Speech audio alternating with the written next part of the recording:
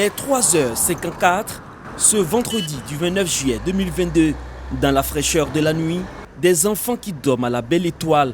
Ils sont pour la plupart abandonnés par leurs parents et laissés à leur propre sort.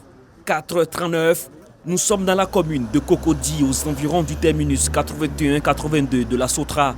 Ici, les enfants sont réveillés de leur sommeil par la ministre Nassénéba Touré, ministre de la Femme, de la Famille et de l'Enfant, pour leur apporter assistance.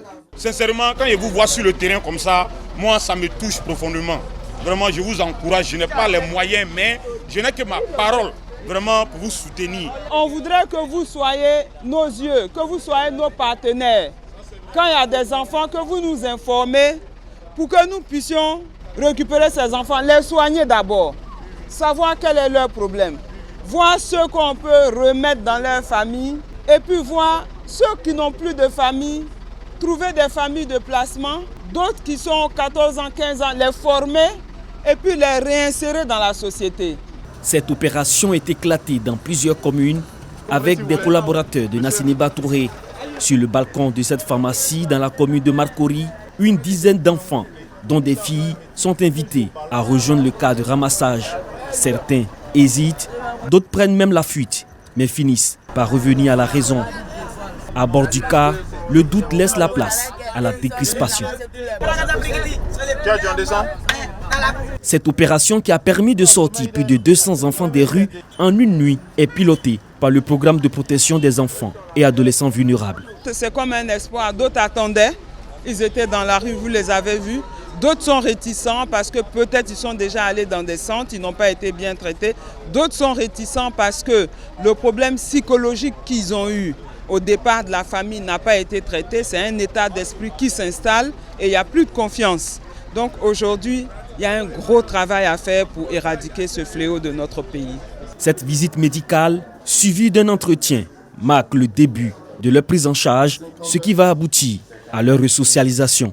Certains retourneront en famille, d'autres apprendront un métier ou reprendront leurs études.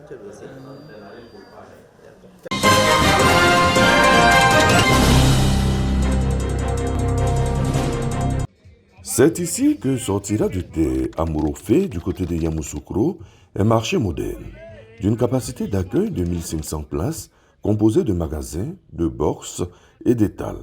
Il sera bâti sur une superficie de plus d'1 hectare.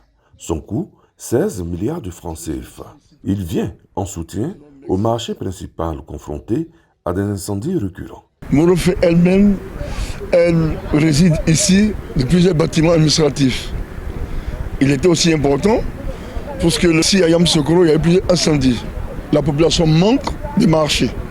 Il était capital pour nous de venir le faire. Chefferie traditionnelle, jeunes et femmes se réjouissent déjà des retombées positives qu'un tel pôle économique pourrait apporter à leur localité. Je suis très content d'un premier temps. Pourquoi? Parce que cela va s'ouvrir aux emplois à la jeunesse. Si nous avons un marché, alors pour nous ce serait un grand changement. On ne verra plus les femmes au bord des voies en train de vendre des vivriers partout. Même si nous, à Morofé, on ne peut plus faire de l'agriculture, mais les voisins, Sema, Kami, Abouakwassikro jusqu'à Kossou, ils vont faire l'agriculture. Et nous pensons que notre marché, que nous construisons aujourd'hui, va servir de marché pour ces régions-là. Le marché moderne de Morofé à Yamoussoukro sera disponible dans 24 mois.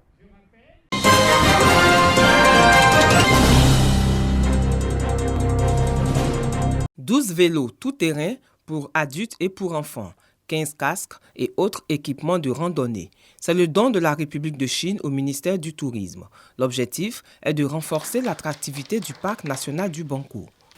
Le gouvernement chinois accorde une grande importance à la protection de l'environnement, poursuit une voie de développement caractérisée par la priorité écologique. Le directeur de cabinet du ministre du Tourisme, Jean-Marie Atakwakou, a au nom du ministre Siandou Fofana réceptionné le don.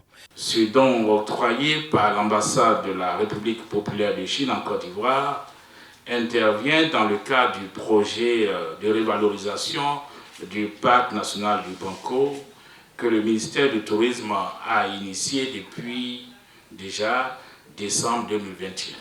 En partenariat avec le ministère de l'Environnement et du Développement durable et de l'Office ivoirien des parcs et réserves, ce don de plus de 4 millions de francs CFA vient renforcer la protection de l'environnement pour un tourisme durable. Pour rappel, le ministère du Tourisme a effectivement lancé le 22 décembre 2021 les activités de valorisation du parc national du Banco, avec la mise en service de la boutique Souvenirs, au sein de laquelle sont disposés de nombreux articles et des produits souvenirs, l'ouverture du restaurant champêtre et la valorisation du musée.